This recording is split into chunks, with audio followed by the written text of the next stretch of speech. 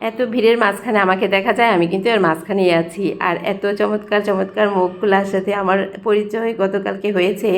মানে সবার সাথে না, অনেকের সাথে হয়তো শুধু ফোনে কথা হয়। আর হচ্ছে গতকাল অনেক অনেক আপু আন্টিদের সাথে হচ্ছে দেখা হয়েছে। খুবই চমৎকার একটা দিন কেটেছে। বৃক্ষমেলায় গিয়েছি আমরা সবাই। তো বৃক্ষমেলা যাওয়ার জন্য আমি আগেই প্রস্তুতি নিচ্ছিলাম। আমার বাগান থেকে যতগুলো চারা যা যা আছে সংগ্রহ করা যায় সব কিছুই কিন্তু মোটামুটি সংগ্রহ করেছি। সাথী আপু হচ্ছে একটা পোলার চারা নিতে বলেছিল, তাই সাথী আপুর জন্য কিন্তু একটা পোলার চারাও নিয়েছি।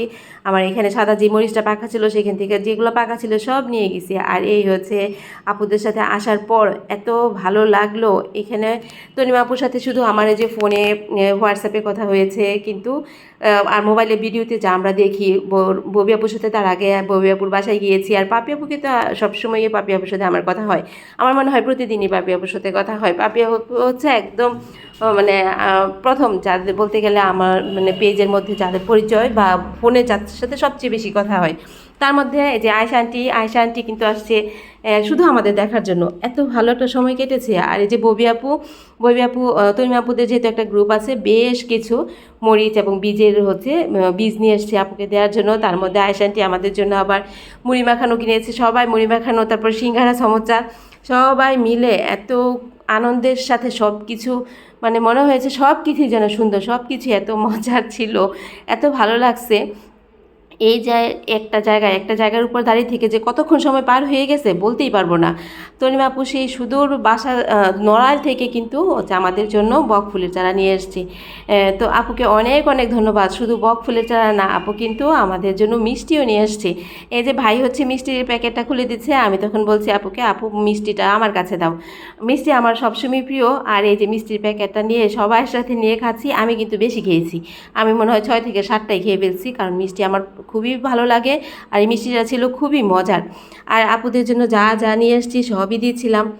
এখানে আমি যে বীজ মরিচ নিয়ে এসেছি, তার সাথে হচ্ছে যে চারাগুলো নিয়ে এসেছি সব কিছুই হচ্ছে আপুদের মধ্যে দিয়েছিলাম। আর এটা এত আনন্দের একটা বিষয় ছিল, এখানে সব আপুরা মানে সবার সাথে এখানে যে কথাবার্তা হয়েছে, যে সময়টা আমরা পার করেছি, এখানে ছিল হচ্ছে মায়া আপু, মরিয়ম আপু, দেশ বিদেশের শখের গ্রুপের আপুরা হচ্ছে এখানে অ্যাডমিন পর্যায়ে আছে।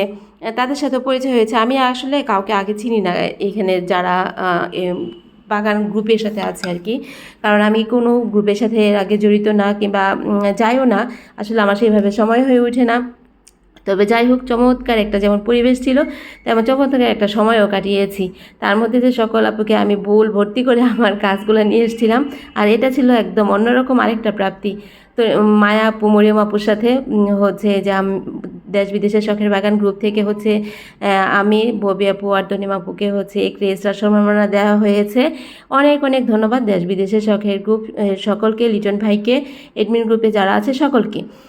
তো এই হচ্ছে শাহানা আপুকে তো আমি বলছিলাম, আপু আমি মোটেও তোমাকে এইভাবে মনে মনে কল্পনা করিনি, তুমি যে এত সুন্দর। আমি ভাবছি আর একটু বয়স হবে, এখন দেখি যে না, তুমি একদম ইয়াং। আপুকে তাই বলছিলাম আমি।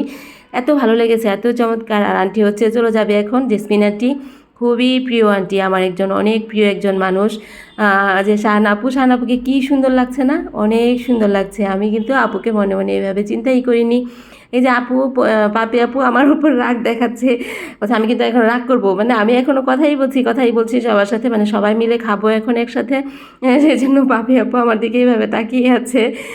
যাই হোক, সবাই মিলে একসাথে বসছি, একসাথে খাওয়া দাওয়া করেছি, একসাথে গল্প করেছি, কথা বলেছি। অনেক আপুদেরকে এখানে প্রথম দেখেছি, মানে বলার মতো না, এত মানে সুন্দর একটা সময় পার করেছি। আমার মনে হয় বহু বছর ধরে এটা আমার কাছে স্মৃতি হয়ে থাকবে, একদম আমার মনের মধ্যে থাকবে। বাসায় এসেছি যখন, তখন তো আমার খুবই মন খারাপ ছিল, আপুদেরকে খুব মিস করছি। সবাই ভালো থাকো, সুস্থ থাকো।